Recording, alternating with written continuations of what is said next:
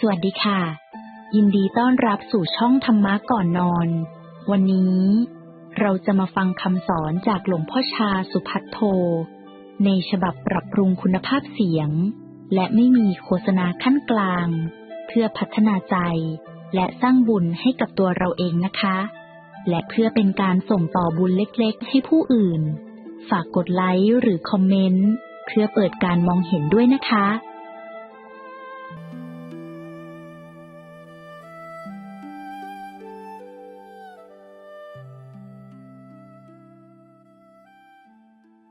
ตั้งใจฟังทุกคนไม่มีโอกาสที่จะมาพูดด้วยแต่พวกเราทุกคนนี้ให้ทำความประกายไว้ที่ตึงก็มาจำพรรษานี่มาบวชในวัดหนองโพงเนี่ยวัดหนองประพงนี่มันแปลกหลายอย่างผมก็บอกอยู่แล้วว่าวัดหนองประพงนี่ไม่ใช่วัดธรรมดานะมันฟุกอะไรไม่รู้นะบวชเถอะนี่ฟุกก็สู้ได้มันแค่ไปก่อนไม่ได้นึกฟื้นของผ้าองค์ผ้าดึงว่ามันจะยากเอาก็แสดงมันยากของผ้าแสดงเนี่ยดูที่มันมีอย่างเงี้ยการขบการทันการอะไรทุกอย่างนั้นตรงนี้ฝึกเรียกว่าเรามาฝึกวิสัยของฆราวาสนั้นยังในฝึกกายในฝึกใจเรื่องอะไรที่ยังไม่ฝึกดูจัดต่างๆก็ไอ้มากก็ดีโคก็ดีจะมันเอามาเตียนเข้ามันยังในฝึกมันจะพาเปลี่ยนวิ่งควายก็เหมือนกันเอามาเตียนไปแต่มันฝึกฟังที่ว่าฝึกมันเรื่องของพระมันอย่างหนึ่งเรื่องของโยมมันอย่างหนึ่งถ้าโยมมองเห็นตรงนี้ง่ายนี่ก็มันง่ายมันเป็นของยากแต่ผมก็เคยบอกทุกๆคนมาอยู่กับผมมันยากนะมันจะยากอะไรหรือมันจะเห็นยากอะไรมันมือจริงที่มันยากสิ่งใดยังไม่ได้จากมันยังโตขึ้นมาพามันโตขึ้นมาแล้วมันรู้กันว่านั้นอย่างนั้นลำบากแล้วอย่างนั้นที่มาอยู่วัดหนองประพงธรรมดาแล้วก็มาบวชสามัญชนนั่นน่ะผมให้อยู่นานๆอยู่สัก3 เดือน4 เดือน5 เดือนเป็นแรมปีแต่ผมให้กรณีที่ติดพวกลาบวช3 เดือนนี้พยายามเอาก็เห็นอยู่ว่ามันจะในคล่องตัวง่ายๆก็ต้องเอาไว้เราเป็นผู้มีศรัทธามันมีเวลาบวชน้อยก็ต้องเอาไว้เมตตาอย่างนี้ผมบอกมันยุ่งนะมันยากลำบากผมก็จะเอาก็เห็นว่ามันไม่ยากแต่ลำบากก็ไกลอย่างนี้เต็มนิสัยของเรามาเปรียบเทียบที่ยึดอะไรอยู่เนี่ยมันตอบมันง่ายละเรื่องของพระนี่เรื่องภายนอกมันก็ยากขนาดมีเรื่องการงานของพระนั้นเป็นเรื่องที่มนุษย์ทั้งหลายไม่รู้จักงานภายในของพระงานของโยมมันไม่ยากหรอกแบกกระสอบข้าวกระสอบนี้ไปติ้นกินโน้นแต่กระสับมาแบกไปอีกขอนเนี่ยขนก้อนหินก้อนนี้ไปวางในโน้นแล้วก็กลับมาอีกอย่างนี้มันไม่มียากอะไรนะก็เพราะมันเห็นในตาเราง่ายๆแต่ว่าเราจะมาทันจิตของเราไม่ติดมากไม่ให้เป็นแต่งไม่ให้มีความอยากนี่โยมทั้งหลายเนี่ยไม่เคยติดเคยแต่ว่าอยากจะให้มันอยากได้หลายอยากได้มากๆอยากเอาแต่หน้าคนอื่นพระนั้นท่านให้มักน้อยกันโดดจะให้เอาชนะตัวเองไม่ชนะคนอื่นนี่มันลำบากตรงนี้ใครมันจะยอมแพ้คนอื่นจะต้องเอาชนะทั้งนั้นนะโลกคนเนี่ยต้องเอาชนะเขาไม่เอาชนะเราพระพุทธเจ้ากลับสอนกลับตัวแต่ให้เอาชนะตัวเองดีกว่าอย่าเอาชนะคนอื่นเลยเอาชนะคนอื่นมันเป็นเรื่องเป็นราวมันทะเลาะกันฆ่ากันแจงกันมันเติบกิเลสใหญ่ถ้าเอาชนะคนอื่นเลยตัวเรามันก็ไม่ชนะใครอะไรมันก็ไม่ชนะ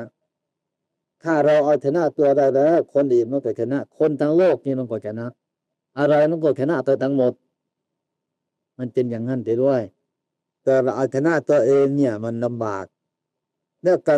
ไม่พยายามจะเอาชนะตัวเองด้วยคน อืมเพราะว่ามันเป็นตัวเป็นตนตั้ง100%เลยมันไม่ยอมใครอ่ะเกิดตุติเกิดมานะก็ยอมคนง่ายๆไม่ยอมหรอกแต่เอาชนะคนอื่นเรื่อยไปเรื่องใจชนะแต่เรานี่ไม่มีใครมีประโยชน์พยายามไม่นอกจากพระที่สอนเท่านั้นเนี่ยมันจะเรื่องอย่างนี้มันกลับกันเสียมันกลับตลปัดกันที่ตะเดินทางนี้ตรีที่ว่า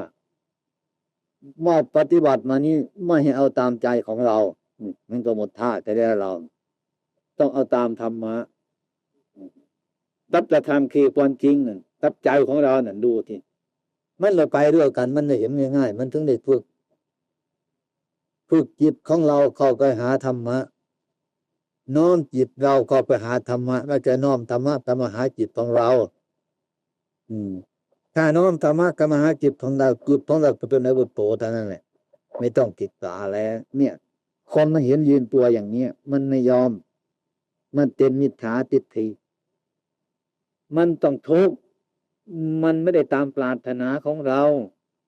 เริ่มตั้งแต่ฉันข้าวในบาตรสินะมันยุ่งกันเริ่มข้าวก็ใส่ตั้งใส่หวานก็ใส่ตั้งแต่แหม่มันยุ่งเหลือเกินมันขัดใจเราเหลือเกินเนี่ยมันขัดใจทุกคนมันต้องขัดใจผมยังตำหนิพระพุทธเจ้าเลยปฏิบัติใหม่ๆเนี่ยพระพุทธเจ้านี่แต่โง่นะบาตรดีไว้จะขั้นเป็นตาตารางมันก็ดีแจ้งแต่ตรงนี้นะผิดตรงนั้นอันนั้นไปตรงนี้เนี่ยคิดว่าพระพุทธเจ้าโง่แต่แล้วเนี่ยมันปรุงมันแต่งมันลำบากมันอ่ะมันเตอปะปนกันหมดมันยุ่งไม่กับสังขารมันก็ปรุงแต่งไปเรื่อยหาว่าพระพุทธเจ้าโง่แต่แล้วไม่ฉลาด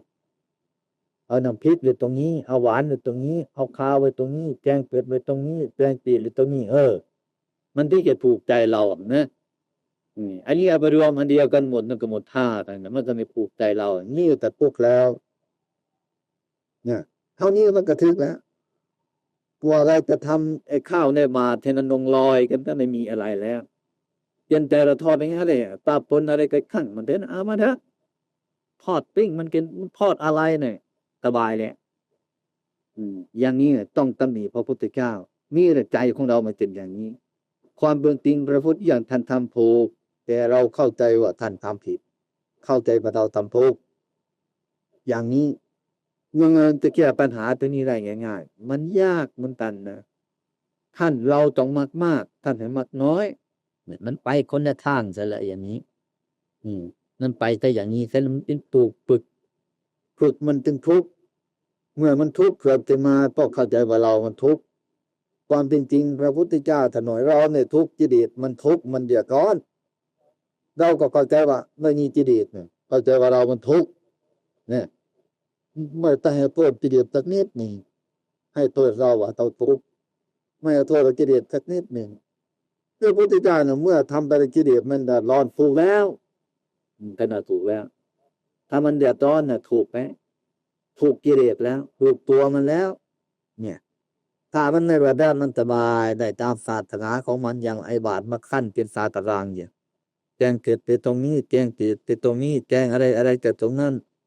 น้ำที่เกิดตรงนี้มันก็สบายใจมันกันเองเนี่ยนี่ก็ดีว่าเรามารู้เรื่องของท่านเปิดคิดอีกอย่างหนึ่งนะ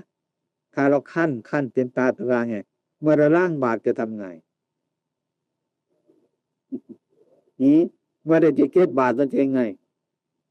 นั่นจะสะอาดได้ไหมนี่นั่นตัวเมืองขั้นแล้วทำมาทำอย่างนี้นี่ฉะนั้น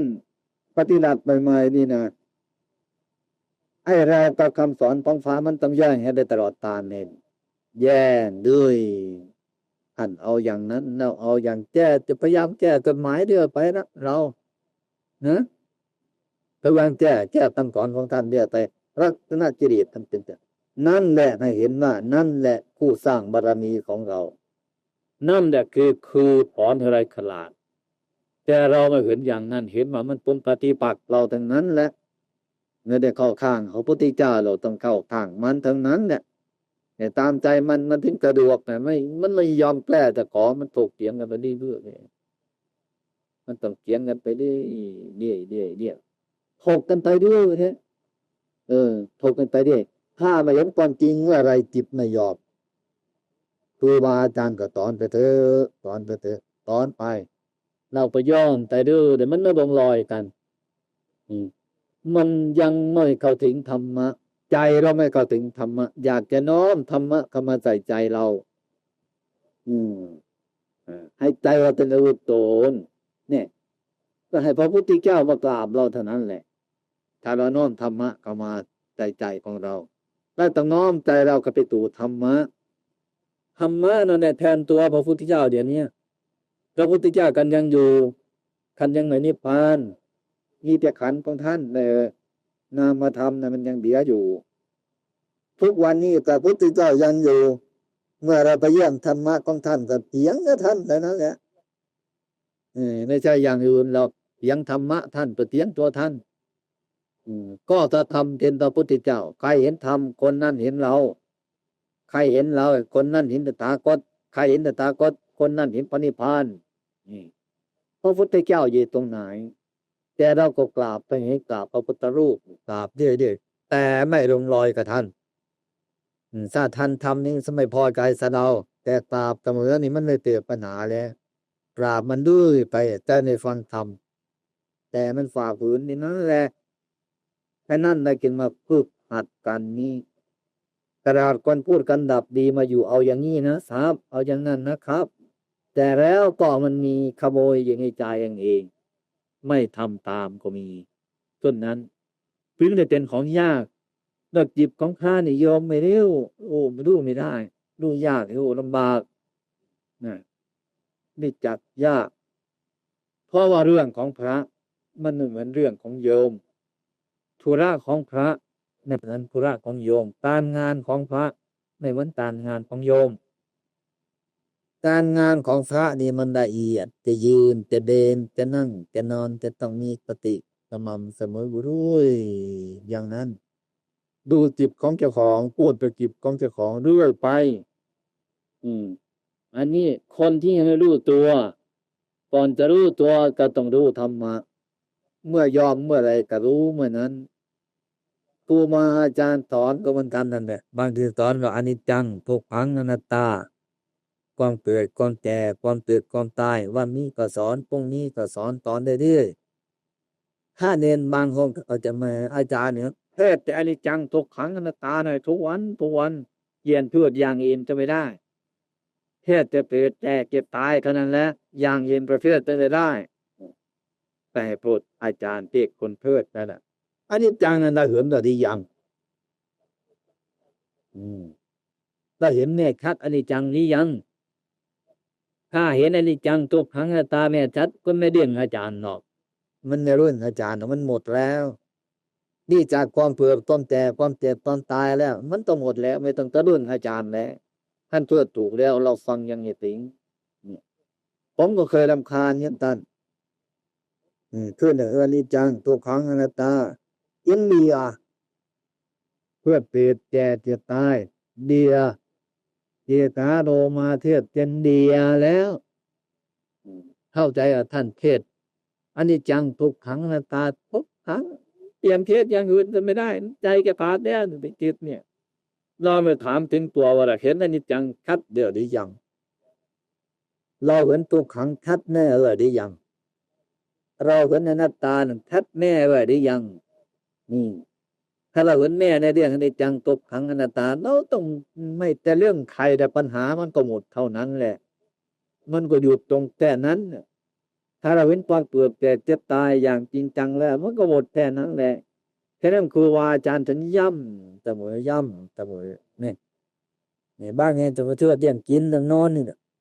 ให้กินน้อยให้นอนน้อยให้ดีจะประมาณตะย่ำที่ตรงนี้นะไม่ได้ไปที่ไหนหรอกเราก็ไม่ค่อยสบายใจไม่ค่อยสบายก็ไม่ถูกบังคับนอนก็ต้องบังคับกินก็ต้องบังคับนะดินทบาทแต่ไก่กิโล2 กิโลเหนื่อยก็ตายใครยังมาปลูกบังคับให้กินในน้อยมันเรื่องจิตใจท้องที่เรียบมันเรื่องจิตใจท้องคนมันยังเห็นมันก็ต้องเกินแต่เรียบนะใครทุกคนบวชใหม่ก็ต้องเป็นแต่เรียบนั้น มันต้องอาศัยการอดทนอาศัยการกระทำเปลี่ยนไปนั่นแหละฟังไปนั่นแหละให้มันเบื่อเด้ถ้ามันเบื่อจริงๆแล้วน่ะมันก็เลิกมันก็หมดปัญหาปานนั้นแต่ความเป็นจริงนั้นท่านมองเห็นได้ยังมีอะไรอยู่ที่มันจะสั้นทางปณิพานมันมีแต่ตัวเราไม่เห็นเอาอืมก็นึกว่าฉลาดมันฉลาดแต่จริงที่เรารู้จริงจนเรารู้มันโง่วัดทุกคนนั่นแหละอย่างผมเนี่ยมันโง่หลายเหมือนกันอยู่เมืองนี้มันต่อไม่โง่เพราะมันพูดภาษาไทยภาษาลาวก็ได้ไปเมืองอังกฤษเนี่ยมันโง่100%เลยเพราะมันพูดไม่ได้อะไรเลยนี่คนทุกคนให้เข้าใจอันใดเราไม่รู้จักอันนั้นน่ะมันโง่อย่าไปอวดดีเลยที่คนรู้จักมันในโง่ก็เพราะมันรู้จักเท่านั้นน่ะมันไม่กลายเราอย่างนี้มันเป็นตัวอย่างนี้แต่ต่างๆบวชนี่จะได้บวชมานี่จะมาบวชมาพุทธศาสนานี่ก็เป็นของยากมันยากอะไรดูตัวจริงที่มันพาเรายากในทางโลกมันมีอะไรบ้างถ้าต้นหนุ่มอยู่มันก็คาลงเจลงนั้นทุกสิ่งทุกอย่างสารพัดถ้ามีลูกมีเมียมาบวชแดนมาติดลูกติดเมียห่วงใยสารพัดอย่างก่อนจะได้บวชนี่มันยากแม้แกเตดมาเติบขนาดนี้ได้มาบวชนะมันก็เป็นของยากมันยากถึงไหนบางที่เตดเป็นนิกาที่ตีไปแต่บวชไม่ได้นี่บตักถักข้องบางทีก็ตายปอนแต่บวชก็ไม่ได้เนี่ยมันยากในการบวชนี่มันยากอย่างนี้บวชแม้จะได้ฟังธรรมของท่านพอยากทีแล้วทำไมมันนี่แกทำมันเป็นธรรมปาฏิรูปมันเป็นธรรมเพียงธรรมเคยฟังแต่จะทำที่เป็นเปลือกๆเท่านั้นเนี่ยคนว่ายังไงสไปอย่างนั้นคนอื่นว่ายังไงสไปกันอย่างนั้นมันเรื่องว่าจะเอาตรงไหนดีโดยบวชเป็นแปรหนุ่มจนตายไม่เคยได้ฟังธรรมคนพูดเพื่อธรรมะให้คนอื่นฟังตลอดต้นจนตายก็ไม่เคยได้พูดธรรมะคนที่นั่งฟังธรรมะอยู่ตั้งแต่ต้นจนตายก็ไม่เคยได้ฟังธรรมะเนี่ยเราดูว่าเธอมันยากอย่างเงี้ยเทศธรรมะเทศยังไงเทศข้อเท็จจริงเทศให้มันแน่นอนเห็นความจริงเป็นมาจริงๆนั่นให้ผู้อื่นเห็นธรรมะน่ะมันยากมันก็เทศตัวอย่างอื่นไปแค่เปรียบแต่โลกแต่นองไปเปรียบตามโลกตามเรื่องตามราวก็ไปแค่คนฟังก็นั่งฟังเฉยๆไม่เอาไปปฏิบัติยากถ้าจะสร้างชีวิตจริงๆเนี่ยมันนอนไม่ดับนอนก็ต้องกระดุ้งมันประมาทให้ได้มันประมาทได้ถ้าได้ฟังเทศน์ธรรมจริงๆแล้วทำดีได้ดีทำชั่วก็ได้ชั่วเท่านี้ถ้าเราเห็นทัดต้องไปแล้วเราทำชั่วไม่ได้ถ้าเราไม่เห็นแล้วเราทำชั่วก็ไม่ได้ทำยังไงตัวที่ว่างๆไม่มีใครเห็นแต่ก็ทำได้เนื่องว่าคนไม่เห็นเราเนี่ยอย่าทำอะไรก็ทำได้เมื่อไม่มีคนเห็นแต่ก็ทำได้เนื่องว่าคนไม่เห็นเราเนี่ย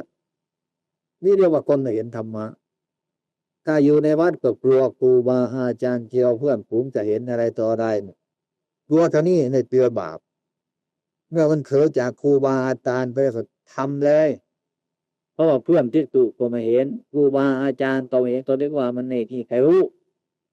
อันนี้มันโง่จะตายไปมันก็ไม่ได้เรื่องของเจ้าของทำกองชั่วจะดำลงไปน้ำไปทำดีมันมีทนรู้คนเรียนไม่รู้เราคนทำก็รู้เรามีแต่คนหรือมันก็ได้ปลูกเจ้าของเรียกไปจะไปก้างจะลนอากาศความชั่วคนไม่เห็นก็คือเราก็เป็นคนก็ต้องเห็นการกระทำของเราเนี่ยถ้าเห็นธรรมะมันทำความชั่วไม่ได้หรอกมันอยู่ที่ไหนมันทำไม่ได้คนเดียวก็ทำไม่ได้อยู่ในพวกในฝูงก็ทำไม่ได้อยู่ในน้ำก็ทำไม่ได้อยู่บนอากาศก็ทำไม่ได้เพราะเข้าใจว่าทำที่ไหนคนไม่เห็นไม่มีคนเห็นไม่เห็นเราก็จะเห็นเรามันทำไม่ได้นี่ถ้ามันเห็นธรรมะได้ฟังธรรมะดูธรรมะต้องเป็นอย่างนั้นผู้ฟังธรรมเนี่ยจะได้บวชในพุทธศาสนาก็ยากนี่การบวชนั่นก็เป็นของยากอย่างนี้แหละนะจะไปที่ไหนก็ไม่ได้ถ้าหากว่าตั้งวอนตั้งรวมกินน้อยนอนน้อยเห็นน้อยเนี่ยไม่ได้ตามปรารถนาของเราทุกอย่างไม่ได้เที่ยวไปโรงหนังโรงมีเตไม่ได้กินตามปรารถนาของเราเนี่ย อยากได้ของร้อนมันก็ได้ของเย็นอยากได้ของเย็นอยากได้ของร้อนมันก็ได้ของร้อนอยากได้มากเขาก็ให้น้อยอยากให้ก็ให้เยอะก็ให้กะมันไปพ้นทางทั้งนั้นเนี่ยมันทุกข์มากเลยคุยเมื่อบวชเต็มผ้าแล้วได้แล้วเนี่ยจะมีใครมีคาถาบวชแล้วจะเราปฏิบัติมันก็ยากหรือข้าจะบวชก็ยากบวชแล้วก็ยากเมื่อฟังธรรมเนี่ยก็ยากรู้แล้วก็ยากมันไม่กล้าปฏิบัตินี่คนจะบวชไม่ได้ปฏิบัติแล้วก็มันยากเห็นไม่พวกพระเนรนะบางแห่งก็เหมือนกันนิมนต์ไว้ครับปฏิบัติผมทำไม่ได้มันดีตูบเจ้าของผมทำไม่ได้ครับเราสมัครมาเป็นทหารนี่ในของทหารมาทำไม่ได้จะเป็นทหารได้ดีเราเป็นตำรวจกฎของตำรวจมีอยู่แล้วว่าผมทำไม่ได้ครับวินัยของตำรวจวินัยของทหารผมทำไม่ได้ได้ไหมถ้าคิดอย่างนี้ถ้าทำวินัยนี้อยู่ได้บวชวันหนึ่งมีมนต์เถอะครับกรรมฐานนี่ผมกล้าอนุโมทนาแต่ผมทำไม่ได้ครับจนบอกว่าวัดนั่นปฏิบัติวัดนี่ไม่ปฏิบัติจนมันแดงเป็นสองอย่างให้เราคำพูดของคนในปัจจุบันนี้ว่าที่ไหนไม่ปฏิบัติบวชก็ต้องปฏิบัติเท่านั้นแหละบวชไม่ปฏิบัติไม่ดีให้หลักของพุทธเจ้าของเราเราทิ้งแต่เราไปตรงนั้นปฏิบัติตรงนั้นไม่ปฏิบัติถ้าไม่ปฏิบัติไม่ได้มันเป็นอะไร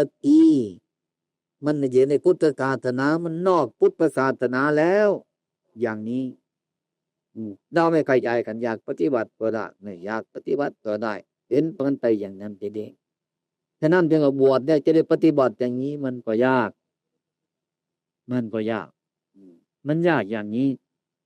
นี่ฉะนั้นพวกเราท่านทั้งหลายที่พรรษานี้ต่างในคลิปตานุคลิปกิมาพยายามมาตั้งใจกันประจำพรรษากับผมนี้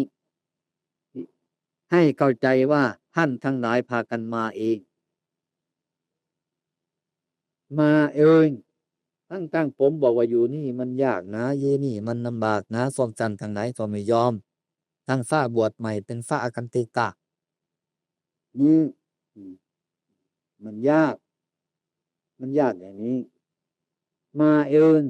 ได้ก็อยากดีเองให้พวกท่านทั้งหลายปฏิบัติเองอย่าเข้าใจว่าวัดประฟงเนี่ยปฏิบัติดีปฏิบัติชอบวัดประฟงนี่ไม่ได้ปฏิบัติให้ใครครูบาอาจารย์ท่านก็สอนดีท่านก็สอนไปตามเรื่องของท่านแต่ท่านไม่ปฏิบัติให้เราท่านสอนให้เรานี่ทางไปปีนี้ทางไปปีนี้ท่านตรงให้ทางไปทางการที่จะเดินทางเป็นเรื่องของเราเองได้รับคำสอนแล้วยังไม่รู้จักเราต้องเอาคำสอนนั้นไปถอนตัวเราอีกครั้งหนึ่งนั่นจึงเป็นเรื่องของพวกท่านทั้งหลายจะต้องทำเอาเองไม่ใช่ว่าผมจะสอนพวกท่านทั้งหลายให้เข้าไปหาธรรมะไปปฏิบัติธรรมะได้ถึงแม้พระพุทธเจ้าของมันตันขันนั้นท่านจะบอกว่าตรงนี้ล่ะสัมมาทิฏฐิสัมมาสังกัปโปมันอยู่ตรงนี้มีทางไปนิพพานท่านตัวเตียนนกแค่นี้เองที่เราจะมีความขยันหมั่นเพียรนั้นมีศรัทธานั้นเป็นเรื่องของเราให้พระพุทธเจ้าท่านนั่งสอนที่กระทั่งวันเราตายแต่เราไม่ทำเอาเองนั่นมันไปไม่ได้มันเป็นไปไม่ได้พระพุทธเจ้าก็หมดความสามารถนั่นกันจะปฏิบัติในคนดีนี่ไม่มีทำไม่ได้แต่ว่าท่านในความเห็นของคนดีในเตปัญญานั้นได้ฉะนั้นภาระทุกกินทุกอย่างนั้นต้องแบ่งเป็นภาระครูบาอาจารย์ก็สอนให้เป็นภาระอันหนึ่งภาระที่เราจะต้องรับฟังแล้วก็ไปทำให้มันเห็นดีเนี่ยเป็นภาระอันหนึ่งฉะนั้นทุกท่านทั้งหลายรู้ว่ามาเองมาทำเองอย่างนี้หากการรักษาตัวของใครทรงใครให้ดีให้งามตามข้อปฏิสาของวัดหลวงพ่อคงนี้ให้ได้แม้บวชตามแบรนด์ผมก็ยินดีได้แต่ทำให้มันถูกแต่ทำให้มันดีอย่ามันขัดข้องในผงหมู่นี้สอนง่ายตัวว่าจัตตาเป็นคนว่าง่ายเป็นคนสอนง่ายจะเป็นคนดีถึงแม้ว่าอย่างไรไม่วัดท่านก็โกนี้ท่านจะทำสิทธิ์ประดมธรรมกับท่านเสียก่อน บางทีสิ่งนั้นเรายังไม่เห็นแม้คำสอนพระพุทธเจ้าท่านก็ยังมีเลยที่เรายังไม่เชื่อท่านเพราะเรายังไม่เห็นหรือว่าไม่เป็นความจริงเพราะอะไรไม่ได้จากความจริงมันเป็นของปลอมฉะนั้นแหละคำสอนของพระอริยเจ้ามาพูดไปได้มาถือใจพุทธชนมันปลอมทั้งนั้นเนี่ยคำพูดของพุทธชนมาพูดไปติดถึงใจพระอริยเจ้ามันก็ปลอมทั้งนั้นมันยังเข้ากันไม่ได้แต่นั้นเรายังให้เส้นใจในธรรมะฉะนั้นในพรรษานี้ให้ประกันตั้งใจทุกๆคนแต่ว่ามันเคยมีความเดือดร้อนมาที่ผมบวชให้พวกท่านทั้งหลายนานๆนี้ไม่เจอว่าดูถูกปืหมิ่นคำนี่อับอายขายหน้าไม่ใช่อย่างนั้นเจ้านายมาก็ต้องทำอย่างนี้มาถึงที่นี่แล้วหมดแล้วใครมีลาภใครมียศใครร่ำใครรวนก็เอาที่ไม่โน้นหน้าวัดนี่เอาเข้ามาในนี้เข้ามาในนี่รวมสุ่มเป็นอันเดียวกันเลยเป็นเด็กปิดประถาคตทำเหมือนกันอยู่เหมือนกันมีข้อวัดปฏิบัติเหมือนกันทั้งนั้นจะเป็นนายคนนายพันก็เอาทิ้งไว้โน้นหน้าวัดวงกลมนั่นปิดเดียวจึงแบกไปถ้าเอาเข้ามาในนี้แล้วมันไม่เห็นธรรมะมันขวางดีอย่างนั้นมันคนในยานสั้นจะต้องเป็นอย่างนั้นใครจะร่ำใครจะรวยใครจะสุขใครจะทุกข์ใครจะดีอะไรอย่างใดก็จ้างมันเถอะข้างโลกกันอย่าเอามาอวดในวัดนี้มันคนในเรื่องตันมันคนในยานตันเพื่อนำขันธะมาเพื่อให้พระองค์นั้นเมนองค์นั้นนำขันธะมาคือวาจาที่ได้มอบเรื่องราวอะไรให้พระองค์นั้นเข้าไปประชุมในตรงแล้วรู้จักว่าเป็นนั่นแบบนี้ตรงก็จะได้สบายใจสันนี้อันนี้ให้เข้าใจให้เข้าใจในการนี้และประการที่สองแล้วก็สำหรับตรวจตราและปฏิปทาของผู้ปฏิบัติเราจะมาด้วยศรัทธาเพราะอะไรที่มันเกิดมาด้วยศรัทธานั่นมันสงบระงับมันเกิดประโยชน์ถ้าอะไรไม่มาด้วยศรัทธานั่นมันไม่เกิดประโยชน์มันเกิดประโยชน์น้อยหรือแกบังคับมันมาเป็นต้นข่มขืนมันมาอย่างนี้มันก็ยังมีเนี่ยถูกทรมานถูกข่มขืนเลยนี่ทรมานจิตใจของเจ้าของทรมานกิเลสมันเดือดร้อนมันเร่าร้อนอย่างนี้มันก็เป็นประการหนึ่งจนกว่าที่ทำไปไม่ได้ทรมานมันมีศรัทธาเนี่ยมันเป็นแล้วอย่างม้าฝึกเป็นแล้วไม่ต้องบังคับมันอันนี้อย่างเนี้ยมันก็เป็นม้าที่ฝึกแล้วการประชุมในสงฆ์นี้จะเป็นเครื่องให้ตำรวจตรวจตาพระภิกษุสามเณรเนี่ยการกระทำจิตของสมณะทุกวันนี่ตลอดไตรมาสนี่มันจะมีกี่วันนะมันจะมีกี่วันถ้าเราไม่ขาดเราหมุกป้องแสดงว่าปฏิปทาของเรานั้นทำอย่างไรมันก็ดีกว่าคนที่ขาดไปในวันที่คนที่ขาดไปแต่วันนี้ท่านพูดอะไรไม่รู้เรื่องเลยไม่รู้เรื่องที่มาอยู่รวมกระโถงก็อยู่ไปเนี่ยก็เหมือนกันกับคนที่นอนดับอยู่บุรุษคนหนึ่งมันนอนดับอยู่นะเอาขี้นอนดับอยู่นะไอ้เพื่อนเอาขี้ดำมาป้ายหน้าจ้ะแต่นั้นก็ไม่รู้ว่าเขาเอาได้ป้ายเราตื่นนอนขึ้นมาหมู่พวกทั้งหลายหัวเราะก็กลับหัวเราะกับเพื่อนไปด้วยไม่รู้ว่าเขาหัวเราะอะไรตัวไม่รู้เรื่องเขาไม่รู้จักนั้นอันนี้ให้เข้าใจทุกคนให้ปลูกศรัทธาปลูกความเชื่อขึ้นในธรรมดาเรามาฝึกใหม่ฝืนใหม่ก็เรื่องเป็นธรรมดาอย่าเข้าใจก็ไปค่ายจะมาทำวัดตรวจมนต์มาสร้างคุณงามความดีนี่อย่าเป็นแก่ค่ายก็จะไปเกณฑ์มาทำงานโยธาเนี่ยคือฆราวาสต้องทำงานโยธากันทำทางกุยทางอะไรเงี้ยเป็นงานโยธาพวกหลวงก็เกณฑ์ไปทำอย่างเงี้ยบังคับไปไม่อยากจะไปไม่มีศรัทธาแต่ไปกลัวเขาจะลงโทษเอาอย่างนี้ก็ไปแบกจอบไปจับมีดไปนะเมื่อไปถึงแล้วว่าไม่รู้จะทำอะไรนะมันไม่ใช่ของเราจะทำให้มันดีมันงามก็ไม่ใช่ของเราบังคับมาไม่อยากจะท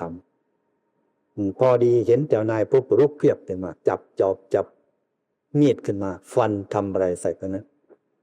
เมื่อเจ้านายกายไปแล้วก็นอนสบายเพราะอะไรเพราะว่าไม่มีศรัทธาเพราะว่างานกินนี้ไม่ใช่งานของเรามันงานส่วนรวมในความเห็นไปอย่างนั้นเราทุกคนตัวเหมือนกันนะที่เราจะเข้ามาสบทในพุทธศาสนาอยากเข้าใจว่าเรามาบวชชั่วคราวเท่านั้นแหละประเดี๋ยวเราก็สึกต่อเดือน2 เดือน3 เดือนสึกถ้าไปคิดอย่างนั้นเสียแน่นอนเนี่ยไอ้ความชั่วมันทำไม่ถึงนาทีนะมันได้ความชั่วนะใช่ไหมมันเลยชั่วนะทำดีนะแต่มันถูกต้องไม่ถึงนาทีแล้วมันขณะจิตเดียวมันได้นะเราอย่าไปคิดอย่างนั้นทีอย่างใดที่เราจะต้องทำเรามาบวชในพุทธศาสนาก็ทำให้มันเต็มเปี่ยมจะต้องทำดูดิครูว่าอาจารย์ท่านพาทำก็ต้องทำดิเพื่อจะรู้จักมันว่ามันจะเป็นยังไงไหมเราจะได้พูดเต็มปากเราไปบวชทำกรรมฐานพยายามทำเต็มที่ของเราเถอะความขี้เกียจให้มันขี้เกียจไปไอ้ความขยันให้มันขยันไปขยันก็ทำขี้เกียจก็ทำให้มันทำฝืนไอ้สิ่งที่ไม่ดีอย่างนั้นมีการกระทำก็ต้องทำอย่างนั้นอย่าเข้าใจว่าเราทำไปประเดี๋ยวเราก็สึกแล้วทำไปเต็มประมาณนี้ก็สึกเนี่ยอย่าไปคิดเช่นนั้นนะเสียหายเลยเสียหายทำเป็นความชั่วมันโผงเดียวมันไปชั่วนั่นนะต้องได้ยิงคนเดียวป้องเดียวตอนนั้นเนี่ยไม่ถึงนาทีแล้วมันตายมันเป็นโทษไอ้คณะกิจเดียวไอ้ความชั่วมันน้ำพึ่งหยุดเดือดเดียวเท่านั้นไอ้คนฆ่าคนมันวูบเดียวเท่านั้นเลยใช่ไหมลูกตัวเองก็ฆ่าได้ลูกฆ่าพ่อก็ได้เมียฆ่าผัวก็ได้ผัวฆ่าเมียก็ได้มันวูบเดียวเท่านั้นนี่คือการกระทำความชั่วไม่ต้องนานเนาะอย่างนี้ต้อง4 วัน5 วันเนาะเนี่ยมันเป็นซะอย่างนั้นฉะนั้นการกระทำความดีนั่นน่ะอย่าพึ่งว่าเราบัดนี้เรายังไม่เอาแน่นอนดอกเรามาบวชชั่วคราวก็เท่านั้นเนี่ยอย่าไปคิดเช่นนั้นเนี่ยเรามีโอกาสขนาดนี้มันดีแล้วขนาดนี้มันดีแล้วอย่างไรก็ต้องได้ปัจจัยมีปัจจัยติดตามตัวเราไปเมื่อเราได้กระทำแล้วทำดีนั่นแหละดีแล้วให้เข้าใจอย่างนั้นอะไรมันเป็นขอบเขตให้เป็นเครื่องหมายการประชุมในโบสถ์หลังนี้เริ่มระฆังมาถึงเวลาเดิมมาอันนี้แหละตรวจดูง่ายๆว่าอันมันจะเป็นไงอะไรมั้ยอย่างนี้นี่รู้จักกันอ่ะใครจะเป็นอะไรยังไงปฏิปทานี่บอกเหตุผลแล้วการกระทำนี่บอกเหตุแล้วเนี่ยรู้จักละอย่างนี้อย่างนั้นต้องช่วยตัวเองอย่าให้ครูบาอาจารย์บังคับเราอย่าเข้าใจว่าท่านบังคับเราทุกคนมาด้วยศรัทธานะ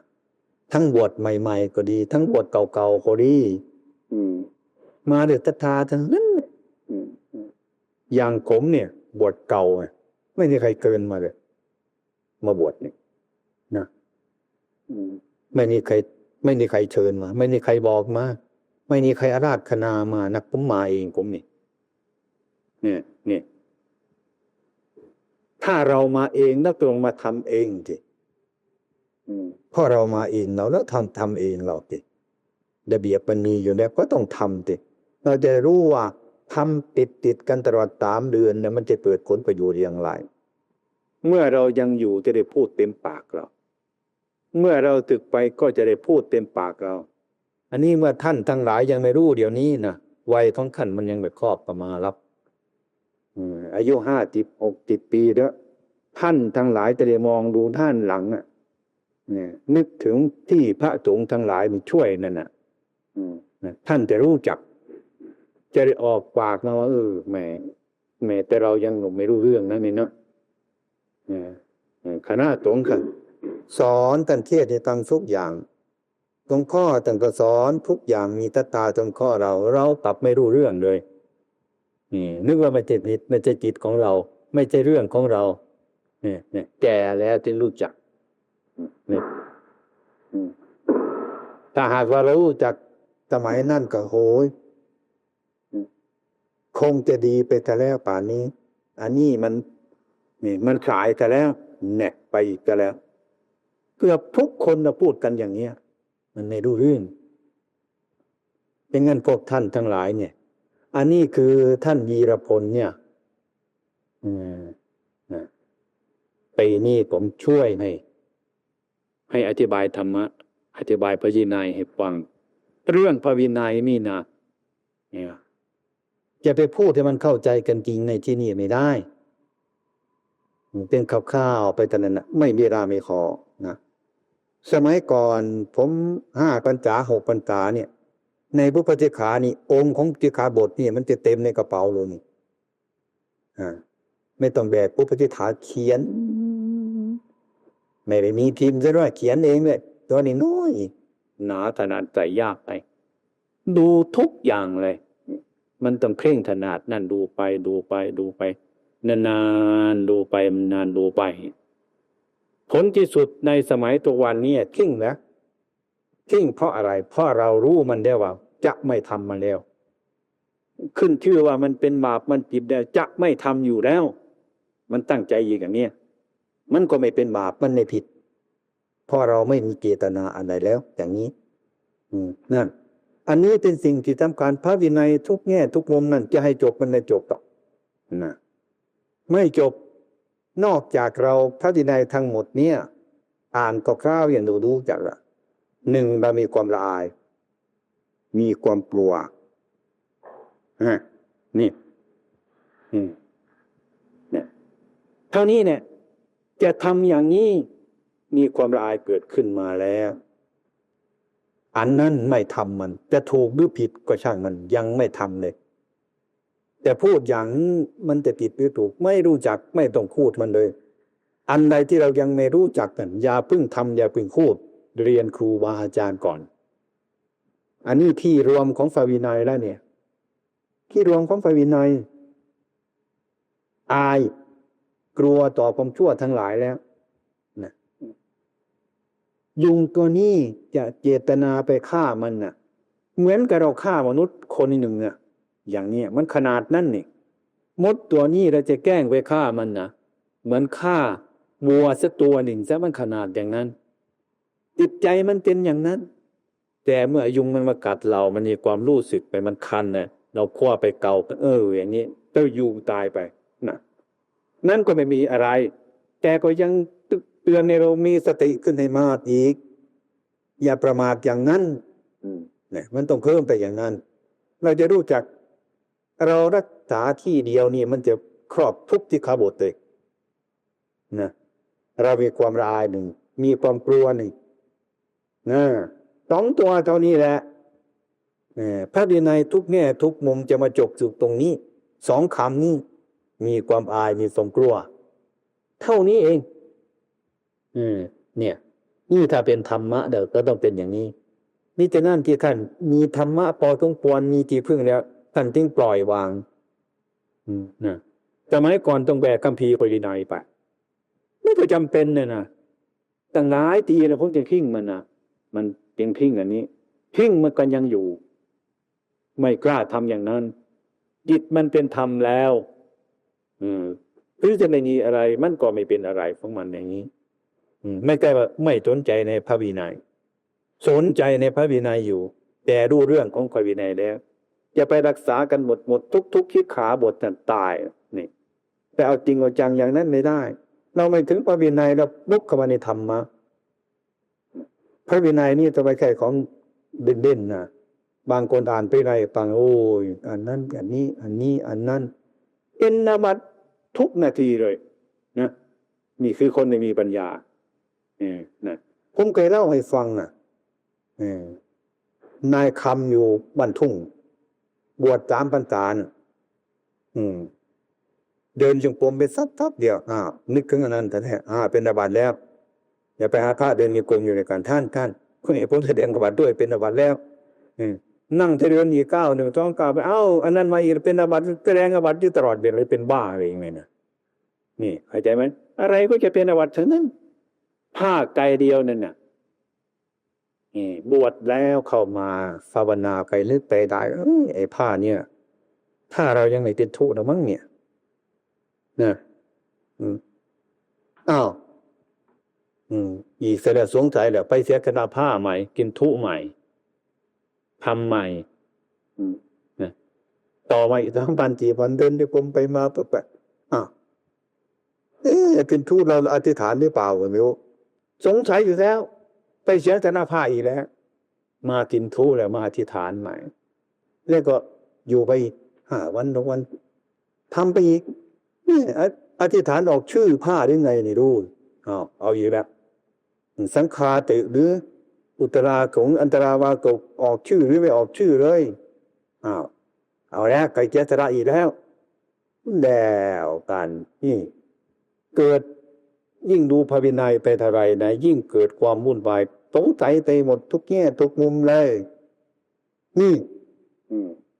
มันเป็นแต่อย่างนี้จนกว่าบวชตามพรรษาเนี่ยไม่มีอะไรสงสัยทั้งนั้นไอ้พระกติใกล้ๆกันนั่งเกียรติเนี่ยเดี๋ยวเดินจะกรมเพียรเก่งเหมือนกันนะแต่เพียรหาอาบัติเพียรหากองผิดวุ่นวายไปเดี๋ยวก็เดินพระท่านนะแหมผมแค่อาบัติเนี่ยให้ผมแสดงอาบัติดอยไอ้พระกติใกล้ๆกันจนวุ่นวายนี้ตรงเท่าไรก็ยิ่งอาบัติไม่หมดซะแล้วจำเป็นก็ต้องติดนี่สงสัยสงสัยสึกไปแล้วมันเกิดมีวรมันทำอะไรไม่ได้มันเกินไปสึกไปเรื่องนี้เอาไปทำนานล่ะเดี๋ยวจะหากบขายตลาดรถต้องไกลไปอย่างนี้ไม่มีวรเลยนี่มันบาปแก่เธอนี่ยังไงไปนั่งให้โทษเราโดยมากพวกที่ใหม่ๆอายที่กลัวเกินไปมันชอบเป็นอย่างนั้นกลับอาบัติตัวเองได้บางทีก็หน้าประตูกะมันเคลื่อนออกมาปุ๊บอย่างนี้มันมีความสุขนะแยกไม่ออกแต่เราอะไรเนี่ยเนาะนี่นะเรายิ้มดีมั้ยอะไรไหมเราพยายามแยกแต่ออกกันแล้วเป็นอาบัติแล้วพวกนี้ก็ลำบากเหมือนกันนะไม่รู้เรื่องมันในแจ้งข่าวปฏิบัติน้อยดูที่ทนมันไปดูที่มันจะเป็นไงมั้งในที่จับอย่างไรก็ให้ศึกษาแล้วที่ท่านให้ข้อคิดเนี่ยได้ศึกษาจบข่าวเนี่ยก็ให้นั้นดีจริงๆนะเราจะมีหนังสืออีกเล่มนึงใครจะสนใจศึกษาพระวินัยจริงต้องไปดูในกติของเราว่างๆดูไปพิจารณาไปดูไปมาพิจารณาไปดีๆนะแล้วก็มาต้องมาฟังธรรมแล้วพิจารณานานๆเมื่อมันไม่เข้าใจสมาเรียนถามท่านเรียนถามท่านท่านจะช่วยแนะนำเมื่อท่านช่วยแนะนำแล้วก็ยังไม่เข้าใจอยู่ประวังนั้นแต่ก่อนมันยังหนาอยู่บางทีก็ถามจนกว่าที่ว่าไอ้คนที่แนะนำอะไรในเรื่องนี้อย่างอาจารย์ที่นวลนี่ไหมถามจนอาจารย์เที่ยงวิ่งกับป่าเลยอะไรก็อย่างนั้นจนเขาไม่รับได้การเข้าในที่ประชุมเลยอย่างนี้สงสัยไม่รู้เรื่องไม่รู้เรื่องอย่างนี้มันก็เกินไปอันนี้แหละให้ข้อคิดในการพระวินัยแต่มันก็ยังดีนะพระวินัยนี่พระวินัยมันผิดถ้ากรรมจิตไปคือมันผิดอันเดียวนะไม่สมบูรณ์นี่ก็เป็นกฎหมายของพระเราโดยตรงกันนะแต่มันเป็นของละเอียดมากอันนี้นะเป็นของละเอียดมากเหลือเกินอันนี้เป็นของละเอียดมากเราเกี่ยวตามมันในทันไอ้จริงที่มันละเอียดนี่มันละเอียดอย่างนั้นเนี่ยเราตามมันในทันเนี่ยต้องอาศัยการอาศัยเวลานานๆอาศัยศึกษาครูบาอาจารย์ไปที่ไปเนี่ยการกระทำไปด้วยอย่างนี้นะอันนี้เรียกว่าพระวินัยทีนี้ครูบาอาจารย์ท่านที่ท่านปฏิบัติมาเดี๋ยวนั้นทั้งนั้นนะต้องมาคอยดูพระวินัยแล้วท่านดูจิตของท่านจิตของท่านท่านดูจิตของท่านมันมีกอกจับจิตของท่านเพราะพุทธศาสนามันเรื่องของจิตยังจิตเนี่ยมันได้คิดอิจฉาใครอย่างนี้ก็รู้แล้วท่านไหมท่านจะยุ่งกับมันหรอกมันผิดแล้วมันอิจฉาคนนั้นอย่างเงี้ยท่านรู้มันแล้วเดี๋ยวมันรักคนนี้อย่างนี้ท่านรู้มันแล้วอย่างเงี้ยไอ้เราถ้ามันเกลียดแต่ตรงเสริมมันให้มันฆ่ามันแกล้งกันไป นี่ถ้ามารักมันก็ฟั่นเฟือกันไปไม่รู้เรื่องท่านรู้แล้วนะดูแล้วว่าอารมณ์ท่านรู้แล้วอะไรท่านรู้ของท่านแล้วท่านก็อยู่สบายของท่านไปอย่างนี้ท่านปล่อยวางคือท่านรู้เรื่องเราไม่รู้เรื่องสิเหมือนเด็กๆกันปล่อยเด่นตายเองไอ้ตัวอะไรมาวิ่งมาผ่านหน้าก็ตะคุบมันเด็กมันรู้อะไรเนี่ยไอ้มดมามันก็ตะคุบขึ้นดีดมาก็ตะคุบเนี่ยไม่รู้จักเยอะก็แมลงป่องมันไต่มาก็ตะคุบอีกนะมันก็ต่อยมันร้องไห้อันนี้ก็เหมือนกันไอ้ดีมาก็ตะคุบเอาซะเนี่ยความพอใจมาก็ตะคุบเอาซะความเกลียดใจมาก็ตะคุบเอาซะจับทั้งนั้นเนี่ยอย่างนี้เดียวว่าเรายังไม่ฉลาดพอไม่รู้จักไม่รู้จักไอ้ความดีไม่ให้โทษเราเมื่อเราไม่รู้จักดีไอ้ความชั่วมันก็ให้โทษเราเมื่อเราไม่รู้จักชั่วเนี่ยให้โทษเราถึงสองอย่างถ้าเราไม่มีปัญญาแล้วอันนี้ให้เข้าใจการพระวินัยรักษาพระวินัยนี่ต้องให้เรียนรู้ไว้อย่างนี้ทุกท่านก็ดีให้พยายามเท่าที่พยายามเนี่ยมันใหม่เนี่ยยังไม่ถึงเดือนในพรรษาเนี่ยเดี๋ยวพยายามเร่งในการปฏิบัตินั้นนะในทางมันที่ดีที่สุดย่อเรามาทำปฏิบัติใหม่ๆในรู้เรื่องอะไรนะจะทำอะไรจะคิดให้รู้ซะก่อนถ้าสงสัยเราอย่าพูดมันเรียนครูบาอาจารย์ก่อนอย่าเพิ่งทำมันเนี่ยอันนี้แหละเรื่องบริสุทธิ์ตัวตรงนี้แต่มันจะให้เรารู้สึกตัวอย่าไปเพิ่งทำมันง่ายต้องอดกลั้นทุกสิ่งทุกอย่างความเห็นมันอย่างท่านเทศสติปัฏฐานหรือมรรคองค์8ในฟังวันเนี่ยสัมมาทิฏฐิความเห็นชอบแต่ความเห็นชอบมันก็เป็นไงเนาะถ้าเรารักคนนี้เราก็พอใจเรื่องว่าชอบแล้วถ้าเราเกลียดคนนี้เราก็ไม่พอใจก็เรียกว่าเราชอบแล้วแน่มันเป็นแค่อย่างนี้มันชอบทั้งข้างคูไปอย่างนั้นน่ะไอ้ความเป็นจริงต้องให้ปล่อยทั้งชอบทั้งไม่ชอบไว้อย่าไปเกี่ยวข้องกับมันให้รู้มันนี่สติอยู่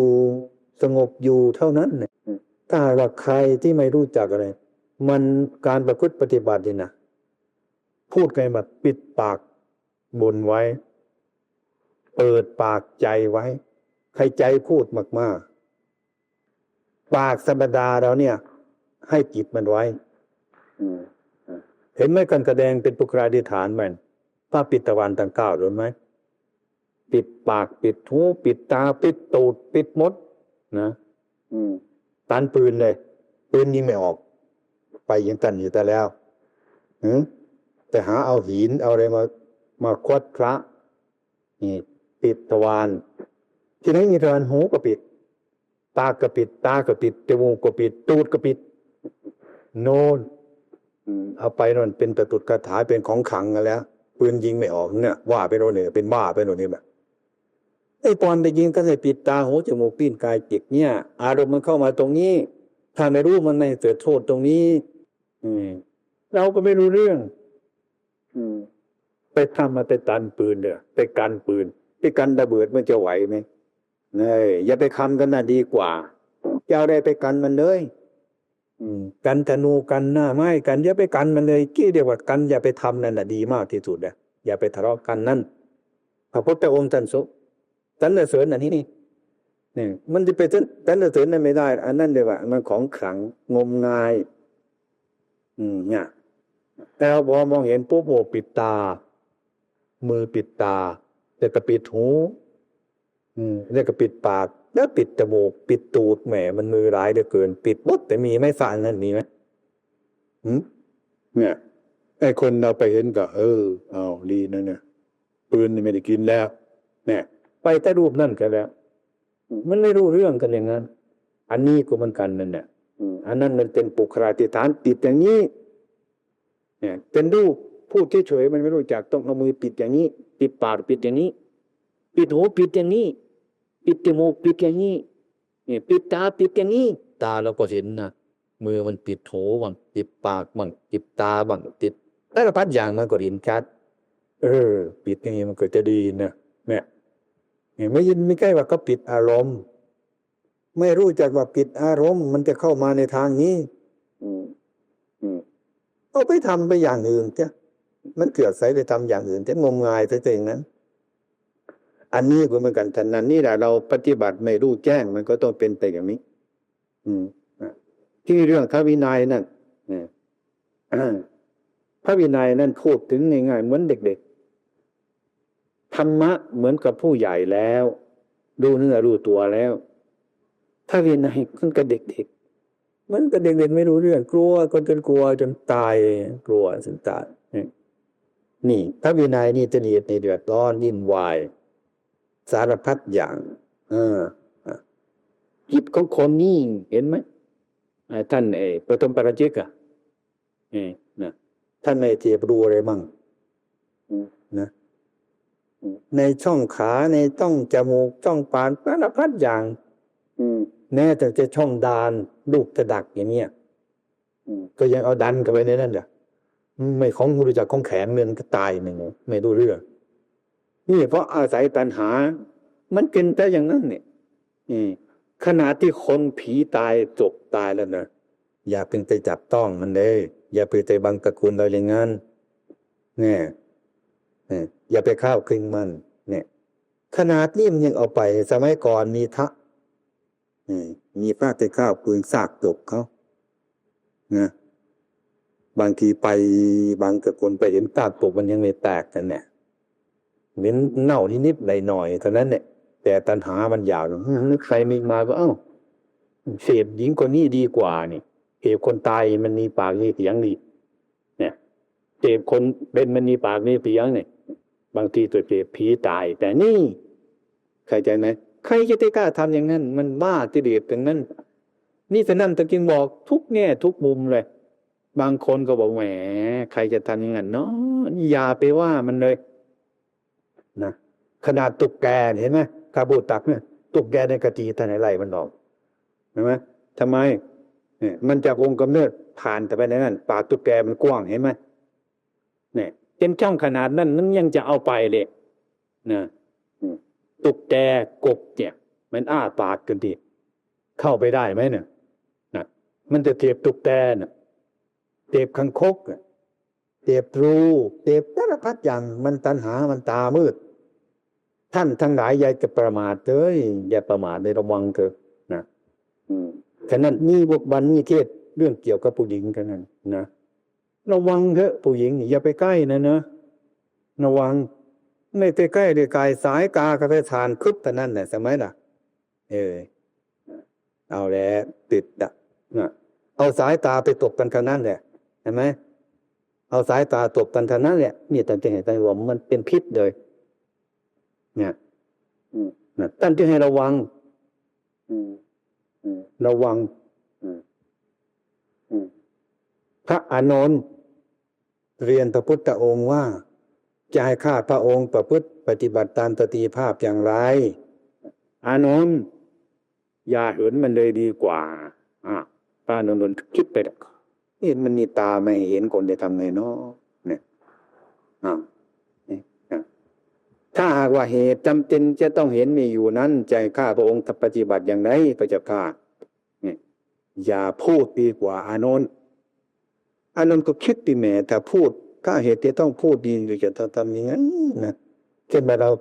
เดินไปแล้วไม่รู้จักทางเราหลงทางเห็นผู้หญิงเดินมาแล้วต้องถามว่าโยมทางนี่ไปนั่นไหมประตรงถามอย่างนั้นมาเกิดความรู้ขึ้นอย่างนี้อานนท์ถ้าเหตุจะต้องถามมีอยู่นั่นก็ให้ตะไตเห็นไหม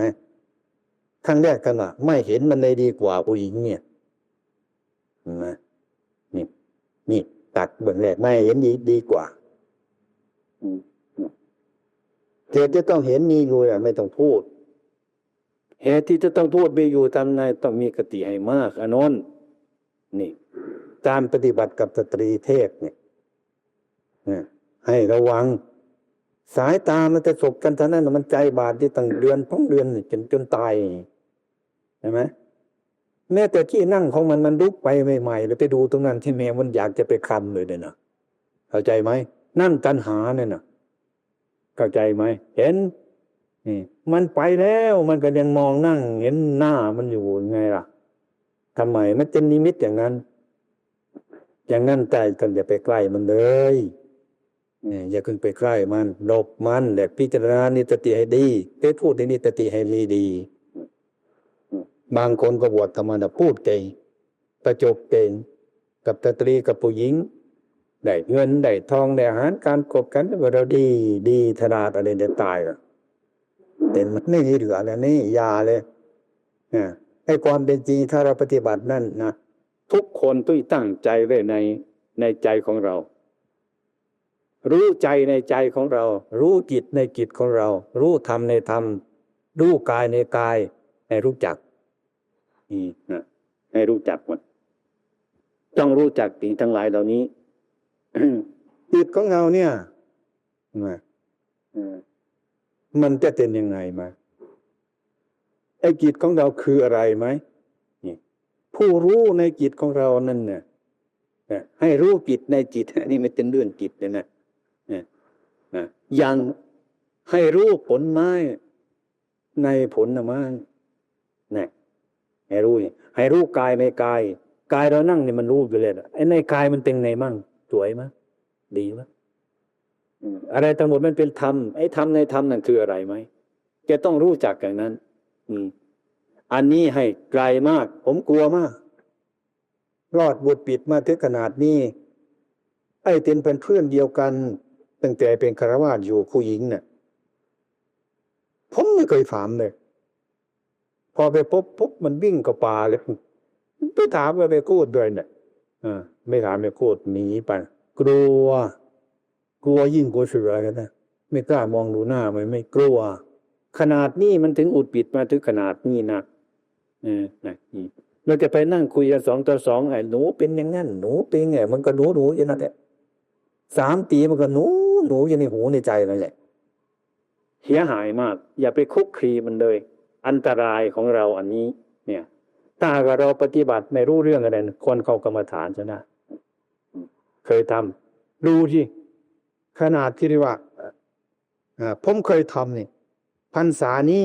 ไม่ดูหน้าผู้หญิงเลยก็ทำไม่ดูหน้ามันเลยก็ทำนะดูหน้าไม่ดูหน้าคือนั้นพูดก็พูดได้แต่ว่าไม่ดูหน้ามันไม่รู้ว่าเป็นไงแม้ไอ้ตามันจะขีดขึ้นนะมันอยากจะดูนะเหมือนเขาพูดนั่นนะปึ๊บมันไปตายเอานั่นนะเนี่ยน่าได้ดูพรรษาหนึ่งก็นึกว่ามันโทมแล้วพี่เดชนะออกพรรษาแล้วสั่งใจดูมันที่โอ้ยเกือบตายเนี่ยใช่ไหมมันรื้อขามันโทมอ่อนมัดเนี่ยเดินไปจนทวารลพบุรีแต่เดินมาออกพรรษาแล้วดูมันที่ว่าไอ้ผู้หญิงเราไปดูหน้ามันสั่ง3 เดือนแล้วนี่คงที่เดชมันจะโทมไปแล้วมั้งพอมันดูตั้งใจแล้วก็รู้ปุ๊บโอ้น่ะเครื่องแต่งตัวแดงประหลาดมาตายแม่ก็นึกแล้วว่าจะมาตายแล้วเมื่อไรเนาะมันจะหมดกิเลสเนาะท้อใจเลยนะไม่ใช่อย่างนั้นต่อไปที่เนี่ยต้องมันเกิดจากการภาวนาเนี่ยเอามาภาวนามาพิจารณามันรู้เรื่องตามความจริงมันนี่เป็นสิ่งที่สำคัญมากที่สุดเนี่ยแต่แรกว่าต้องออกทางมันเนี่ยเราเบิ่งกันพระใหม่ๆแล้วลึกอะไรที่ในพรรษานี้แต่ว่าพระเถระผู้ประพฤติปฏิบัติเลยว่าในพรรษานี้ขันสมทานอยู่แต่ก็นี่เตรียมมาสังรวมไว้เราจะตั้งใจเอา7 วันนี่ไม่มากจังวะ7 วันนี้ท่านจะไม่พูดนอกจากความจำเป็นอย่างเป็นไข้ที่ปวดท้องอะไรนี่กำหนดไปในใจของเราเนี่ยนี่เดียวว่ากำหนดไว้7 วันได้7 วันแล้วไม่พูดอารมณ์มันก็น้อยลงดีกันนะเอาอีกมาที่เอามัน15 วันอย่างเงี้ยไม่ต้องพูดกับใครให้พูดแต่ในใจของเราให้พูดกับใจของเราอย่าพูดกับคนอื่นก็เนี่ยนี่เราไม่จะต้องมีสติดีมากนะถ้าเราอยู่ดีๆจะทำไงอันนี้เป็นเครื่องตัดสินใจของเราถ้าเราแค่ว่าอยู่มากๆอยู่คนเดียวมันก็สงบแบบนี้เมื่อเข้าในปุงแล้วเนี่ยมันจะพูดกันแรงมันจะพูดเรื่องอะไรหัวเราะย่อกันสารพัดนั่นแหละที่ปฏิบัติที่ตรงนั้นไม่ใช่อยู่คนเดียวเมื่อเข้าในกลุ่มแล้วพูดเรื่องตลกตลกหลายๆอย่างมัน ใจมันเพ้อกันมาปีมกันมานะไม่ฟังเสียงเสียงดังขนาดว้าวว้าวว้าวก็ไม่รู้เรื่องเจ้าของมันเพลินน่ะนั่นแหละตรงนั้นแหละตรงที่เราจะต้องมีสติเราอยู่องค์เดียวไม่ต้องมีสติเท่าไรดอกเมื่อเข้าในกลุ่มนั่นแหละแต่ต้องมีสติกลุ่มพระกลุ่มเณรกลุ่มญาติโยมทั้งหลายกลุ่มผู้หญิงผู้ชายตรงนั้นควรมีสติน่ะไม่หลงไหลตามอารมณ์นั่นนี่ควรกำหนดเป็นระยะไปจะต้องทำดังนั้นผมปล่อยให้เป็นอาจารย์เหลี่ยมอาจารย์ชูวีรพลเขาเนี่ยเข้ามาเนี่ยผมนานๆบางทีจะมา7 วันจะมาเยี่ยมอะไรเนี่ยเพราะว่าหาเวลาพักไม่เคยจะได้นะโยกใครใส่เก็บมันมีแต่พยานสงเคราะห์พวกท่านก็ทำกันไปเรื่อยๆมาเรื่อยๆไปถึงคราวผมจะขึ้นมาผมก็ขึ้นมาอย่างนี้อย่างไรก็ต้องพากันทำตามข้อนัดหมายเป็นสัจธรรมสัจจากความจริงใจเมื่อประพฤติจริงใดก็ได้จริงๆนี่เมื่อเรามาบวชแต่ว่าอย่างไรไหมเราปฏิญญาณตนอย่างไรไหมเราตั้งใจอย่างไรไหม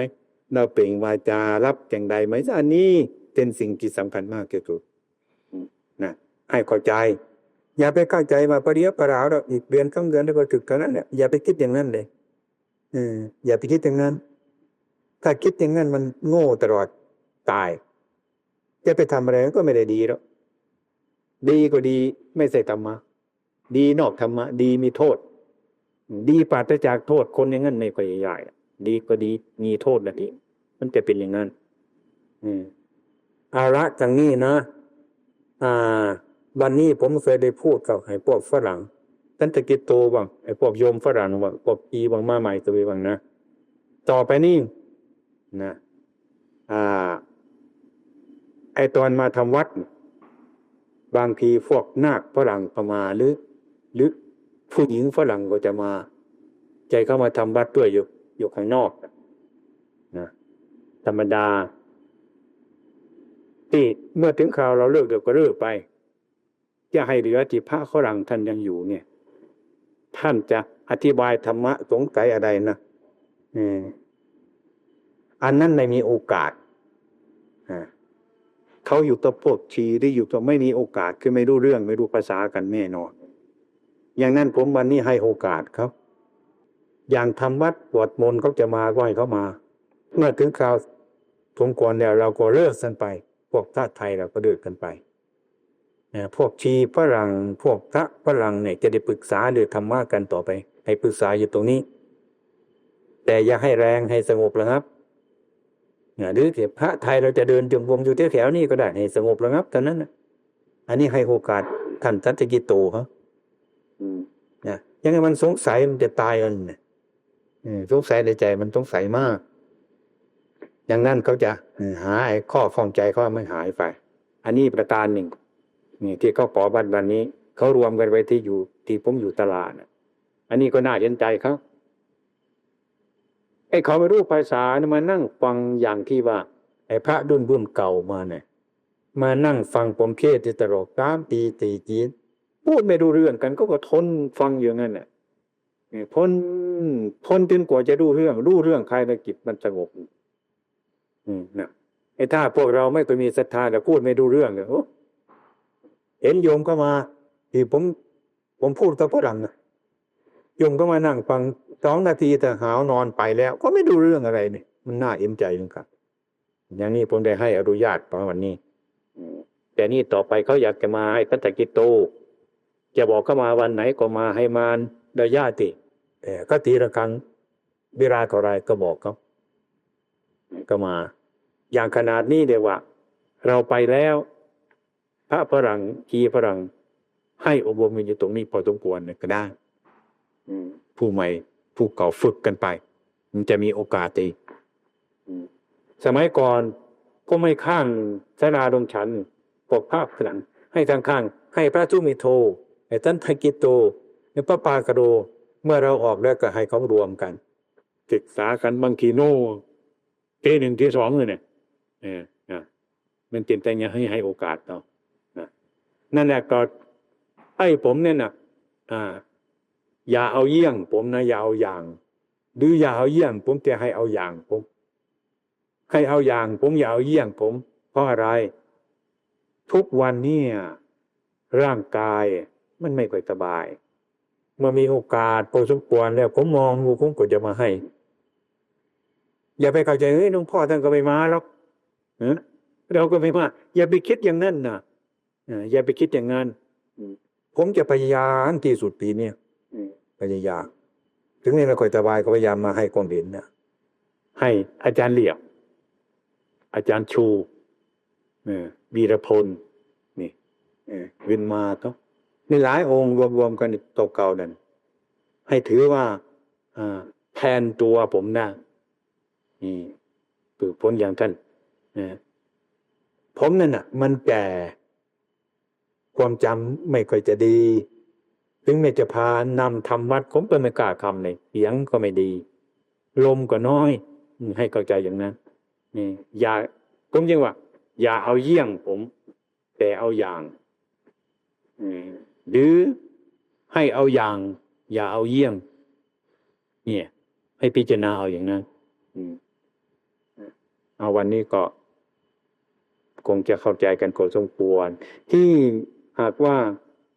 มันมีเวลาน้อยไอ้ยีรพลเขาก็เข้าใจแล้วนี่พอสมควรแต่ให้เข้าใจยังไม่เข้าใจแล้วแต่เรามีโอกาสได้จงเอาไปพิจารณาดูเช่นพูดถึงเรื่องผมนะเรื่องผู้ปฏิขานี้ได้รู้ออกพรรษาแล้วให้เพื่อนไปตัวไปเถอะผมจะจับผู้ปฏิขามาดูอยู่นั้นคนเดียวน่ะดูเนี่ยก็เดินจงกรมเดินในกรมแล้วก็ดูผู้ปฏิขาตัวนี้มันเข้าใจเนี่ยนี่ไม่ต้องยิ่งไปอย่างอื่นเนี่ยอย่างนี้จะต้องเข้าใจในธรรมะในพระวินัยอย่างดีทีเดียวแต่ว่านี่เป็นคร่าวๆกันไปถึงการนั่งสมาธินี่ก็นั่งประมาณ15 นาทีนี่นะนั่งให้เป็นตัวอย่างเป็นยาตัวอย่างทำจิตเป็นตัวอย่างเช่นนี้เมื่อเราออกจากนี้ไปเราจะทำในกติเราเป็นการเดินจงกรมนะพวกท่านทั้งหลายนะอย่าไปทิ้งนะไปพักผ่อนพวกก่อนเดินจงกรมนะพอพักผ่อนตื่นขึ้นมาแล้วตอนกลางวันนะกวาดทางดีๆนะเดินจงกรมเดินจงกรมมันมีประโยชน์นะเดินไปเดินมาก็คิดเอาง่ายๆแน่เดินกลับไปกลับมานี่ขี้เกียจเดินไปทำไมเนี่ยก็เชื่อมันแสดงอย่างนี้ดูเถอะ3 ปีมาอยู่กับผมเนี่ยไม่เดินจงกรมก็มีเพราะไม่เห็นประโยชน์ในการเดินจงกรมเนี่ย4 ปี 5 ปีถึงรู้จักว่าเดินจงกรมมีประโยชน์หลวงพ่อท่านพูดย่ำเหลือเกินเนี่ยต้องเดินดูที่เป็นไงนั่นแหละมาเดินหลวงพ่อผานี่ไหมอุตส่าห์มาเดินอ้าวมันเกิดปัญญาจริงๆท่านจะเสริญการเดินจงกรมแล้วเนี่ยก็ไม่ทำนี่แต่คิดเอาเองเดินกลับไปกลับมามันจะเกิดประโยชน์อะไรไม่คิดง่ายๆเนี่ยอย่างนั่งนับตาขนาดนี้แหละผมก็เคยคิดว่าแหมลืมตามันยังไม่เห็นไกลเลยให้หลับอย่างมันจะเกิดประโยชน์อะไรนี่โดยมากพวกท่านทั้งหลายให้มองดูที่ไม่ต้องดับตาเนี่ยอยู่ศาลามันจะมองไปถึงหน้าวัดไหมดับตากำหนดไปที่ท่านเคยไปตรงไหนบ้างไปกรุงเทพมันไปที่ไหนไหมนั่งดับตาตนไหมไปถึงไหมมันยิ่งไปไกลกว่านั้นนี่นี่นั่นไม่ใช่อย่างนั้นให้เข้าใจเถอะอย่าเพิ่งเข้าใจข้ามไปอย่างนั้นดับตาไปยามทำตามกำลังของเราแต่ให้เรามีสติอยู่เสมอให้เราเดินจงกรมทุกวันให้เรานั่งสมาธิทุกวันนี่อันนี้อย่าลืมนี่ให้ทำทุกวันออกจากนี่ไปก็ให้มีเกียรติก็ตัดเดินจงกรมไม่เดินจงกรมตอนเช้าตื่นนอนขึ้นมาให้ได้เดินกลางวันก็ให้ได้เดินตอนเย็นก็ให้ได้เดินนี่เดินอย่างน้อยให้มัน15 นาทีเดินลองที่ไปนั่งมันวุ่นวายไม่สบายมาเดินจนมันเหนื่อยเดินเหนื่อยแล้วขึ้นไปนั่งจิตมันจะสงบง่ายไม่นั่งไม่สงบก็มาเดินมันดิเดินเนี่ยมันเหนื่อยมันเหนื่อยก็ไปนั่งดูสิเนี่ยจิตมันจะสงบง่ายๆอย่างนี้ให้เข้าใจต้องทำให้ความรู้ทั้งหลายเนี่ยมันจะหายสงสัยจากการกระทำนะพวกท่านทั้งหลายนะให้เข้าใจถึงเวลาน้อยเลยนวกะ3 เดือนนี้ทำให้มันเต็มที่มาเถอะพวกท่านทั้งหลายจะได้มีความรู้จะมีประโยชน์นะ